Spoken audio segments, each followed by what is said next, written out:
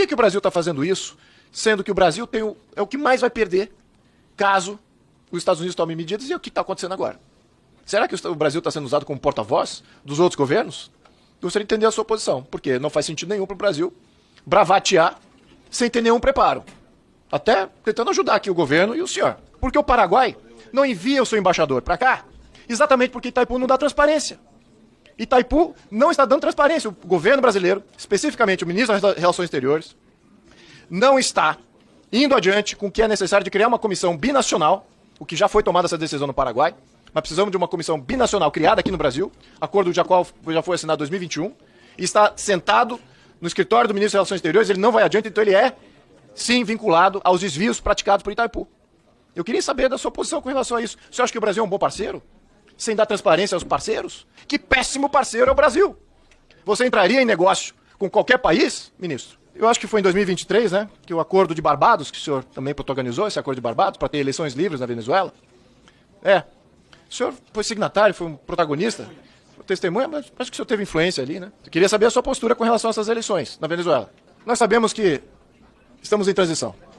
Está óbvio as medidas do governo para sair do grupo de amigos do Ocidente e entrar para o grupo de amigos dos stalinistas, dos ditadores, dos multipolares, que é a nova palavra.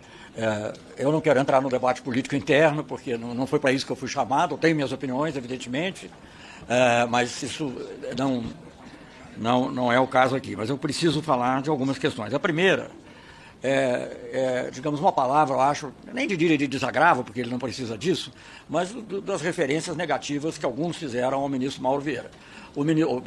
Se não negativas, pelo menos assim, derrogatórias, né? O ministro Mauro Vieira é um excelente diplomata.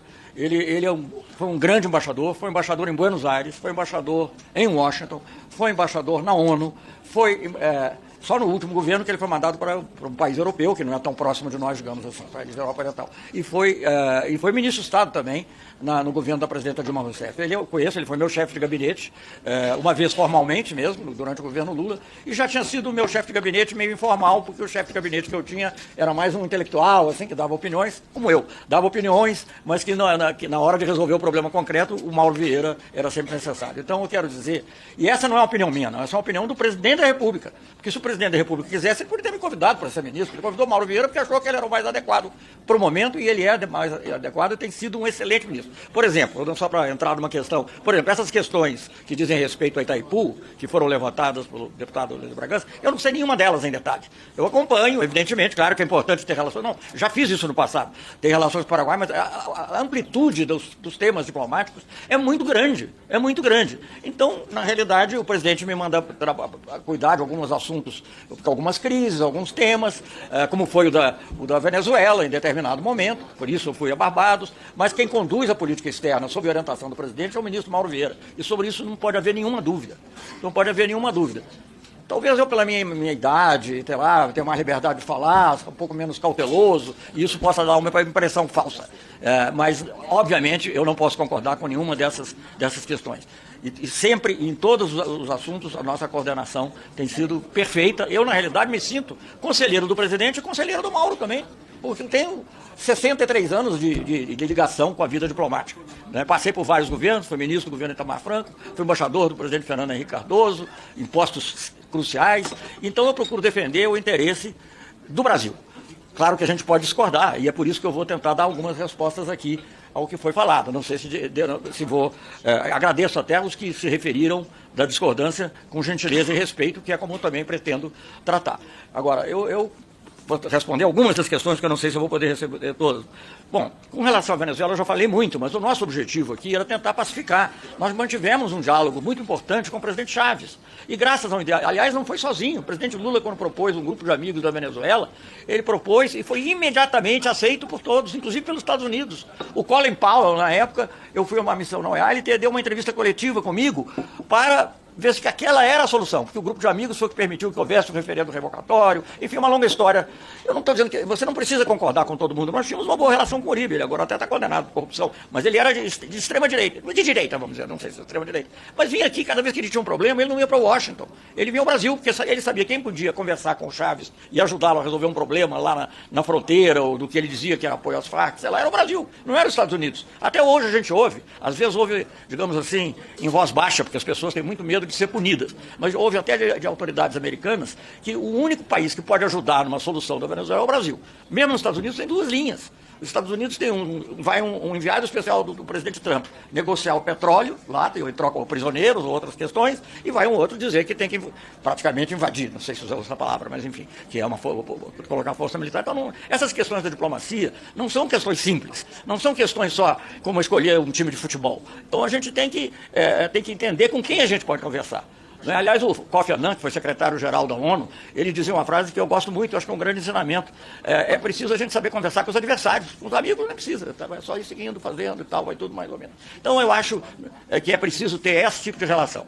E eu acho que a gente tem que ter esse tipo de relação. Houve uma referência à capa que eu escrevi ao Hamas, eu não sei se eu estava certo ou errado, mas naquele momento, em primeiro lugar, é o seguinte, a maioria da população na Palestina, incluindo na Cisjordânia, apoiavam o Hamas. E aquilo era um processo um processo de negociação de paz. Como é que você poderia trazer esse processo para uma coisa mais importante, que era o reconhecimento do Estado de Israel? Era esse o nosso esforço. Então, como havia uma ala, aparentemente perdeu, mas aliás, há muitas versões sobre também, digamos, a ação do 7 de outubro, né? A relação do 7 de outubro, e inclusive informações de inteligência que não foram levadas em conta. Mas o nosso objetivo era encontrar a paz. O governo da OTAN, como o da Turquia, tinha um representante do Hamas lá.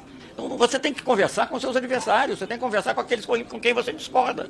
E isso é válido para todos, a não ser quando chega uma situação extrema. Hoje em dia não há condições de conversar, obviamente. Mas também não há condições, praticamente, não estou comparando, cada um tem seu nível, com o atual governo israelense. Isso não é uma noção só brasileira. Os países europeus, progressivamente, como eu já disse aqui, não quero me repetir. Mas, enfim, alguém alegou aí, eu me lembro, desculpem aí, eu mantive a lista, de que o Brasil não reconhece o Holocausto. Reconhece, obviamente que reconhece, deplora. O presidente Lula visitou o Holocausto, eu visitei, já tinha visitado antes, e visitou o Museu do Holocausto.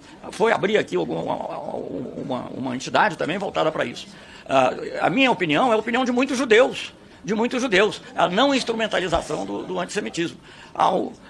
Michel German é uma pessoa totalmente respeitada, ninguém vai dizer que ele é, não sei, uma coisa que eu tenho que repudiar, mesmo não sendo da minha alçada, estava aqui é a ideia de que o governo do presidente Lula pode ter sido financiado pelo narcotráfico.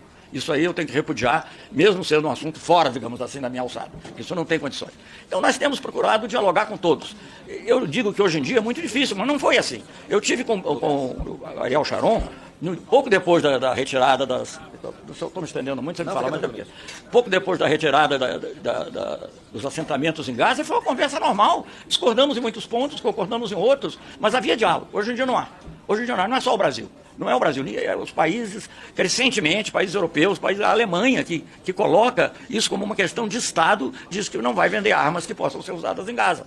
Né? Sem falar em vários países que tomaram a decisão recente de Espanha, França, Eslovênia, Irlanda, não vou lembrar de todos, de reconhecer o governo palestino. Então a nossa posição sempre foi uma posição pelo diálogo, sempre foi a favor do diálogo, sempre foi a favor do reconhecimento de dois Estados, vivendo em segurança um com o outro, e vizinhança e de maneira viável. Essa sempre foi a nossa posição e não mudou.